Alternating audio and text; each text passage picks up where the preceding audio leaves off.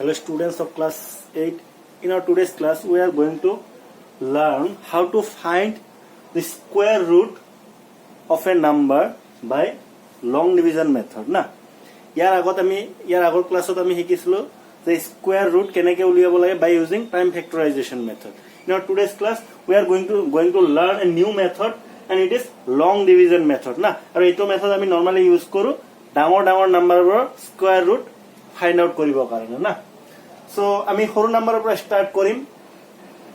So let's say 625 না. 625 এটা perfect square number হয়. আমি ইয়াৰ স্কয়াৰ ৰুট ফাইন্ড কৰিম বাই লং ডিভিজন মেথড না.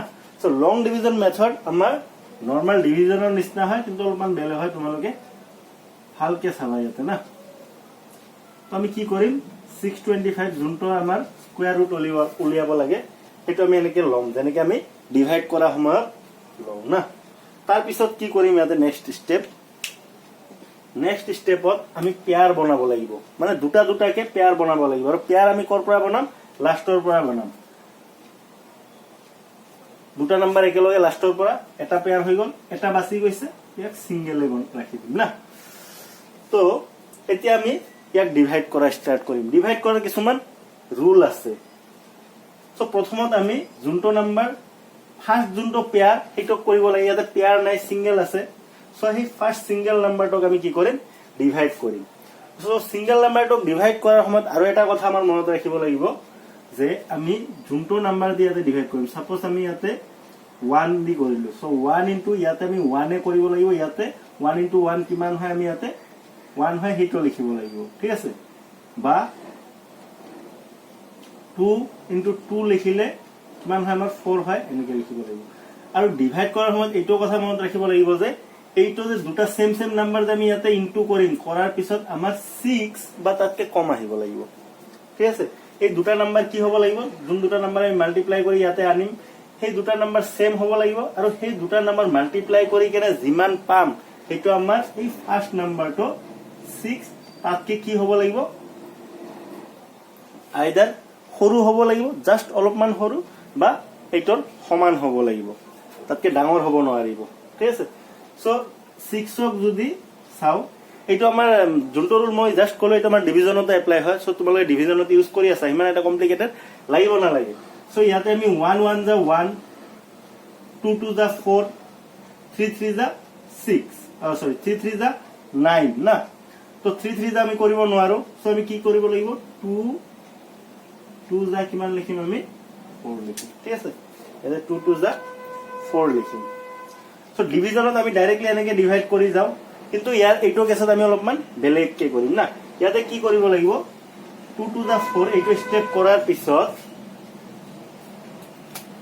পিছত আমি এই নাম্বাৰটো ইয়াতে আনিম. 2 2 যা 4 লিখিছো না.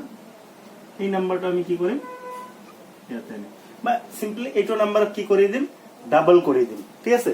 যোনটো নাম্বাৰ দি আমি ইয়াতে মাল্টিপ্লাই কৰিছো সেই নাম্বাৰটো আমি তলত লিখিম. ঠিক আছে. 2 2 যা কৰিছো না. সো ইয়াতে আমি কি লিখিম 2 লিখিম. লিখি কেনে কি কৰিম এইটো প্লাস কৰি দিম. ঠিক আছে. প্লাস কৰাৰ পিছত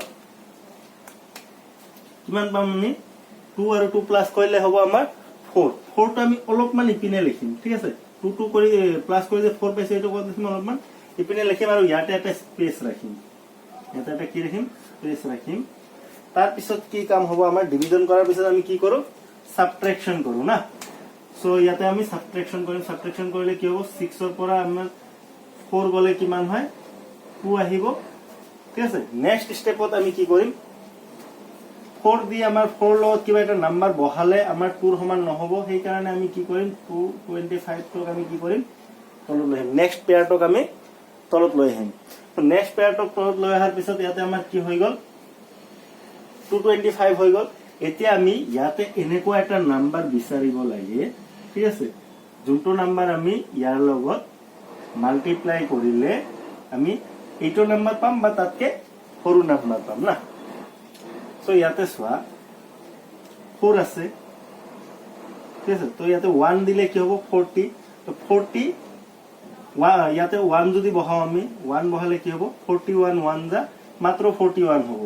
225 পাব আমাৰ বহুত দেৰি আছে না সো আমি এনেকে গেছ ৰেন্ডমলি গেছ কৰি থাকিব লাগিব না আৰু কিছুমান তোমালোকৰ কনসেপ্ট ইউজ কৰি কেনে তোমালোকে কৰিব পাৰা যেনেকৈ ইয়াতে এইটো নম্বৰ লাষ্টত কিমান আছে 5 আছে সো আমি লাষ্টত 5 থাকিলে এইটো নম্বৰ কোনো এটা 5 ৰ লগতে মাল্টিপ্লাই হ'ব 5 মাল্টিপ্লাই হলে কি পাও আমি লাষ্টত 5 পাও সো এবাৰ আমি 5 বহাই কেনে ট্ৰাই কৰিব পাৰো ঠিক আছে সো ইয়াতে যদি আমি 5 বহাম তেতিয়া আমি ইয়াতো 5 বহাব লাগিব ইয়াতো আমাৰ কি বহাব লাগিব ইয়াতো আমাৰ 5 বহাব লাগিব ইয়াতে আমি এইটো স্পেসত যোনটো নাম্বাৰ বহাম এইটো স্পেসত এইটো নম্বৰে বহাব লাগিব এতিয়া আমি কি কৰিম এই নাম্বাৰটো দি এই নাম্বাৰটো মাল্টিপ্লাই কৰি কিমান হয় সেইটো আমি ইয়াতে লিখিম তো আমি মাল্টিপ্লাই কৰি চাও 45 ইনটু 5 কিমান হয় আমাৰ 5 5 যা 25 or 5 then 2 5 4 যা 20 আৰু 2 হয় আমাৰ 225 so 45 আৰু 5 মাল্টিপ্লাই কৰিলে 45 আৰু 5 মাল্টিপ্লাই কৰিলে আমি কিমান পাও 225 টো ইমান ইয়াতে লিখি দিম ইয়াতে আমাৰ মাইনাস কৰিলে কিমান হ'ব 0 হ'ব আৰু 0 পোৱাৰ পিছত ৰিমাইন্ডাৰ যেতিয়া আমাৰ 0 হৈ যাব তেতিয়া আমি ক'ব পাৰো যে this 25 is the square root of 625 তেতিয়া আমি ক'ব পাৰিম যে 25 is the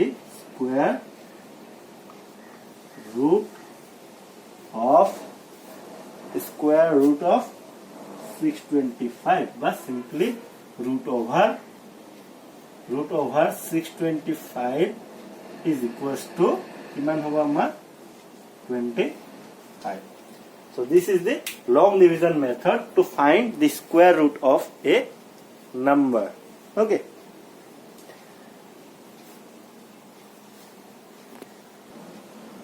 students now we will solve another problem here in this problem we will find out the square root of a bigger number na so yate ami number to kiman consider korisu 1,05,625 agor number comparison etu eta bahut dangor number hoy so dangor number hole amar kiba complication ahe neki ami etu question solve kori kene sam so amar same method prothom ami ki korim division nisna ke lom 1,05,625 na তার পিছত next step কি আছিল আমাৰ next step আছিল আমাৰ pair বনোৱা so আমি কি বনাম পেয়াৰ বনাম দুটা দুটাকে লাষ্টৰ পৰা এটা পেয়াৰ ইয়াতে কমা বিলাক নিদিলেও হ'ব এটা পেয়াৰ আৰু এটা পেয়াৰ না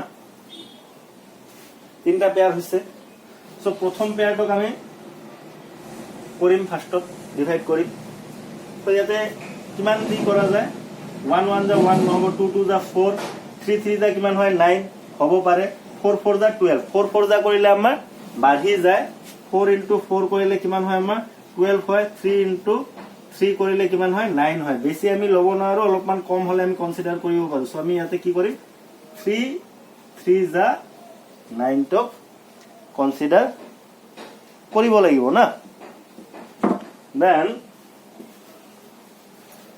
নেক্সট স্টেপ কি হ'ব আমাৰ নেক্সট স্টেপত আমি কৰিম এই 3 টক ইয়াতে আনিম ঠিক আছে যোনটো 3 লৈছে এইটো ডাবল কৰিম প্লাস কৰিলে 3 আৰু 3 কিমান হ'ব 6 এটা এটা স্পেস থাকিব আমাৰ ঠিক আছে তাৰ পিছত কি কৰিব লাগে আমাৰ এটো মাইনাস কৰিব লাগিব মাইনাস কৰিলে আমাৰ ইয়াতে কিমান পাম 10 ৰ পৰা 9 গলে 1 আৰু এটা পেয়াৰ আমি তলত আনিম 56 তো 156 হল ইয়াতে আমি কি নাম্বাৰ বহাব পাৰো যোনটো মাল্টিপ্লাই কৰিলে 156 বা তাতকে অলপমান কি আহে কম আহে 61 1 যা 61 হ'ব নহয় আমাৰ ওচৰে পাজৰে নাই 62 2 যা কিমান হ'ব আমাৰ 62 2 যা পিনে আমাৰ 120 ৰ কাহা কাকি হ'ব 62 3 যা যদি কৰো আমাৰ 60 into 3 কিমান হয় 6 3 যা 18 180 মানে 63 যদি আমি 3 দি কৰো তেনহলে 180 পাৰ হৈ যাব ঠিক আছে 180 পাৰ হলে আমাৰ নহব কাৰণ আমাৰ 156 আছে তো আমি কি কৰিম 62 into 2 কৰিম 2 কৰাৰ পিছত এই দাগবোৰ তোমালোকে নিদিবা ঠিক আছে মানে জাস্ট বুজাবৰ কাৰণে দিছিলো তো 62 2 যা আমাৰ কিমান হ'ব মাল্টিপ্লাই কৰিছা 2 2 যা কিমান হ'ব 4 and 2 6 যা 12 কিমান হ'ব আমাৰ 124 আহিব নেক্সট স্টেপ কি কৰিম আমি সাবট্ৰেক্ট কৰিম সাবট্ৰেক্ট কৰিলে কিমান হ'ব আমাৰ 6 ৰ পৰা 4 গলে পিনে 2 থাকিব 5 ৰ পৰা 2 গলে কিমান থাকিব আমাৰ 3 কিমান পাম আমি 32 পাম না My students, ইয়াতে চোৱা 62 আছে আমাৰ ইয়াতে ঠিক আছে 2 আৰু 2 মাল্টিপ্লাই কৰিছিলো ইয়াতে মাল্টিপ্লাই কৰি কেনে 124 পাইছিলো তো ইয়াতে নেক্সট টাইম কি কৰিব লাগিব ইয়াতে 2 যেহেতু মাল্টিপ্লাই কৰিছিলো ইয়াতে 2 কি কৰিব লাগিব এড কৰিব লাগিব 62 লগত 2 এড কৰিলে কিমান হয় 2 2 4 and 664 ঠিক আছে এতিয়া ইয়াতে এটা স্পেস ৰাখি দিব লাগিব ইয়াতে আকৌ আমি আৰু এটা নাম্বাৰ বহাম 64 দি 32 না যায় আৰু এটা পেয়াৰ আমি তলত আনিম that is 32 25 না লাষ্টত 25 আছে ঠিক আছে সো ফার্স্ট ট্রাই আমাৰ কি হ'ব 5 এদি হ'ব সো 640 64 আছে 64 ইয়াতে যদি 5 বহাও ঠিক আছে ইয়াতে যদি 5 বহাও কিমান হ'ব আমাৰ 5 5 the 25 ত 5 হাত 2 then 5 for the 20 21 22 2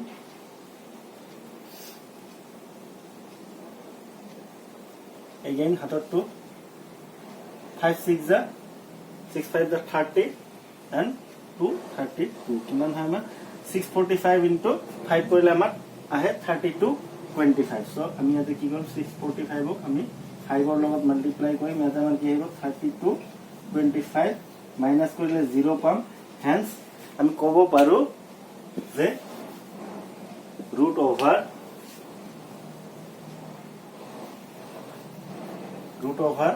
105,625 equals to kiman hoba amar 325 or 325